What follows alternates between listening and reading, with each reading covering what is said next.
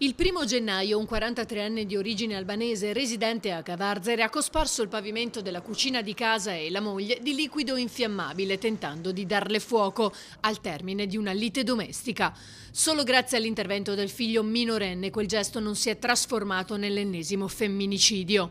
L'allarme del minore che, approfittando di un momento di distrazione del padre, è riuscito a sottrargli l'accendino e a prendere tempo fino all'arrivo dei carabinieri, è scattato attraverso la centrale operativa che ha inviato i militari nell'abitazione. Secondo quanto ricostruito, il 43enne, in evidente stato di agitazione, avrebbe prima minacciato di morte la donna, poi cosparso col liquido infiammabile sia gli abiti che lei indossava sia il pavimento della cucina, non riuscendo nel suo intento grazie al ragazzo. Secondo quanto accertato dai carabinieri, non era la prima volta che il 43enne si rendeva protagonista di episodi di violenza nei confronti della compagna. In precedenza, però, non erano mai state sporte denunce. Una volta giunti sul posto, i carabinieri hanno arrestato il 43enne con l'accusa di tentato omicidio e, su disposizione dell'autorità giudiziaria, trasferito presso la casa circondariale di Santa Maria Maggiore a Venezia. Sconcertato il sindaco Munari, che commenta. Un gesto, chiamiamolo così, eroico da parte di questo ragazzino minorenne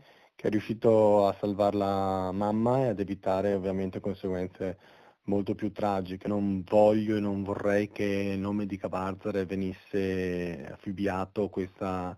nomea di una città dei femminicidi e quindi qualora e quando, e mi auguro ci sarà a breve un processo penale nei confronti di questo soggetto, è mia intenzione costituire parte civile, ovviamente chiedere un risarcimento per i danni d'immagine alla città di Cavarzere ed eventualmente